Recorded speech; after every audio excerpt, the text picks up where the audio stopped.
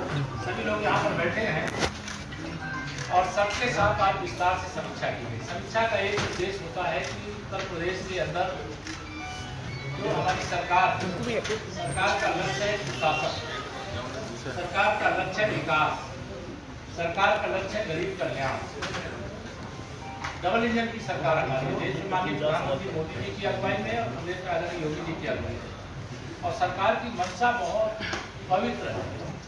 अगर देश में हम 140 करोड़ लोगों के लिए माननीय मोदी जी के नेतृत्व में मार्गदर्शन में काम करते हैं, तो प्रदेश में 25 करोड़ लोगों के लिए माननीय मुख्यमंत्री जी की अगुवाई हम और आज उसी के क्रम में उन्नाव जिले में आया हूँ। जल्दी फिर दोबारा लेकिन आज जो आवश्यक निर्देश दिए गए, कुछ बिजली की शिकायत थी, कुछ जो मरण की समस्याएं थी, उनका समाधान करने के लिए कड़े निर्देश दिए गए।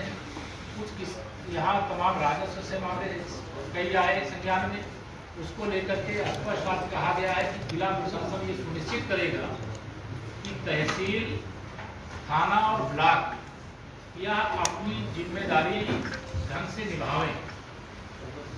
अगर तहसील, थाना और ब्लॉक अपने दायित्व को निर्वहन करेंगे तो जिले में कम से कम समस्या है।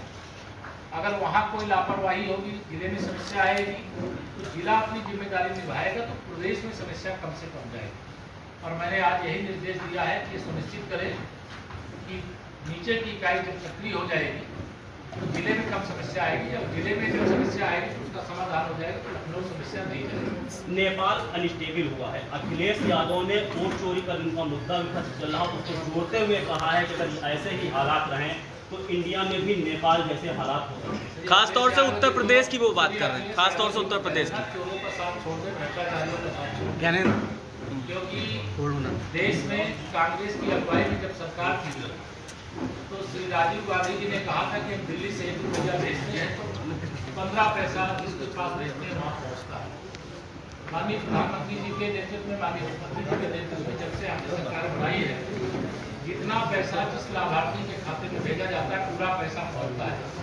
और देश और प्रदेश में अभी न कांग्रेस का नंबर है न समाजवादी पार्टी का नंबर है। इसलिए अखिलेश यादव जी मुंगेरी लाल का हसीन सपना जरूर देते हैं, लेकिन 2048 तक अभी देश और प्रदेश में जनता के आशीर्वाद से, भाजपा के हमारे कार्यकर्ताओं के परिश्रम से हमारी सरकार है और आगे भी रहेगी। कांग्रेस नेता राहुल गांधी ने कहा है कि हाइड्रोजन बम फटेगा तो सब साफ हो जाएगा, उसका क्या कहना? तो आपको मालूम नहीं, उसके पहले परमाणु बम, फिर भूकंप और फिर हाइड्रोजन की बात कर रहे हैं, लेकिन वो फ्रस्ट्रेशन का शिकार है।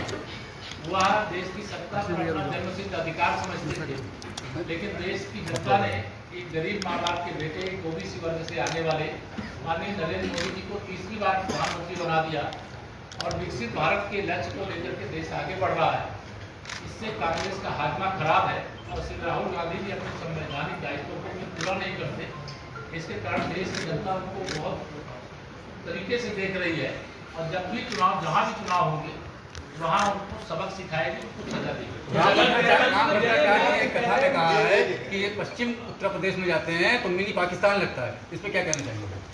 देखिए, हम तो यही कहना चाहेंगे, अब देश और प्रदेश में कोई मिनी पाकिस्तान नहीं और कोई पाकिस्तान नहीं। हम तो एक ही रास्ता बना करके चलते हैं कि सबका साथ, सबका विकास करेंगे, लेकिन कोई गड़बड़ करेगा तो उसके खिलाफ कानून के हिसाब से कठोर बाढ़ को लेकर निर्देश दिए गए हैं। बाढ़ पीड़ितों का कहना है कि कोई सुविधाएं नहीं मिल रही, भोजन के नाम पे केवल 4 पूरी मिल रही है, बहुत व्यवस्था खराब है बाढ़ क्षेत्रों की। इसके लिए आपकी जानकारी में नहीं, अभी निर्देश दिया गया है जो किट हमारे प्रदेश की ओर से जहाँ भी बाढ़ है वहाँ पर उपलब्ध कराया जा रहा है, उन्नाव में भी उपलब्ध कराया जा रहा है। जिनकी कोई फसल आदि किसानों की क्षति हुई उसकी क्षतिपूर्ति करने के लिए सर्वे कराया जा रहा है।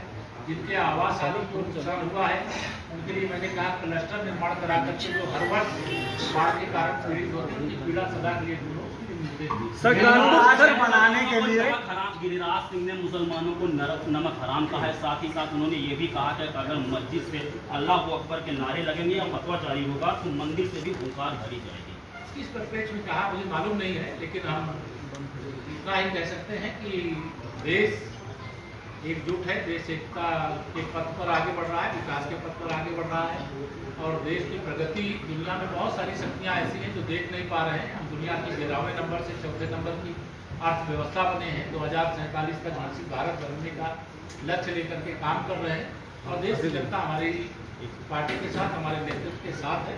इसके कारण तो विपक्ष बौखलाया हुआ है, लेकिन उसकी बौखलाहट का इलाज जनता कर रही है। इंडिया और सर पाकिस्तान के बीच सर कानपुर के विधायक हैं महेश त्रिवेदी, उन्होंने कहा है, खुले मन से कहा है, विधायक 10% कमीशन लेते हैं। समाजवादी पार्टी आरोप लगा रही है, बीजेपी भ्रष्ट पार्टी मैं है। नहीं जानता हूँ किस बंदे को उन्होंने कहा है, सर- कहाँ कहा है, क्या कहा है। वो कार्यकर्ताओं की एक बैठक ले रहे थे, उन्होंने कहा हमको तो सैलरी मिलती है, लेकिन हमारी निधि से हमको 10% कमीशन मिलता है, आप लोगों को क्या मिलता है? देखिए, मैं नहीं जानता हूँ, आप सवाल कर रहे हैं, उसका जवाब ऐसा, लेकिन हम भ्रष्टाचार मुक्त भारत और भ्रष्टाचार मुक्त उत्तर प्रदेश बनाने की ठीक है। सर एक सवाल है, अरे एक लोग पूछो भाई। सामना ने कहा है आतंकवादी हिंदू भाइयों को काटा है, मारा है, उसके बाद भारत पाकिस्तान का मैच। देखिए, इनका जवाब पत्थर से देना भारतीय सेना जानती है, भारत ने जवाब देने का काम किया है और मैच जो ये अभी भारत सरकार ने ही तय किया है कि जो अंतर्राष्ट्रीय स्तर के मैच होंगे, भारत पाकिस्तान के सीधे मैच नहीं होंगे कोई भी, लेकिन अगर कोई अंतर्राष्ट्रीय मैच होंगे, विश्व कप होगा, चैंपियन ट्रॉफी होगी, तो उसमें भारत जिससे भी मैच होगा उसके खिलाफ खेलेगा और जीतेगा। मतलब दोहरा मापदंड रहेगा आतंकवाद पे दोहरा मापदंड कि इंटरनेशनल होगा तो खेलेंगे और भारत में होगा तो नहीं। मापदंड नहीं, सर सारे मैच इंडिया पाकिस्तान के बीच सारे मैच अंतर्राष्ट्रीय ही होते हैं। अरे भारत और पाकिस्तान के बीच में नहीं होगा। अगर कोई दुनिया के लेकर आ जाता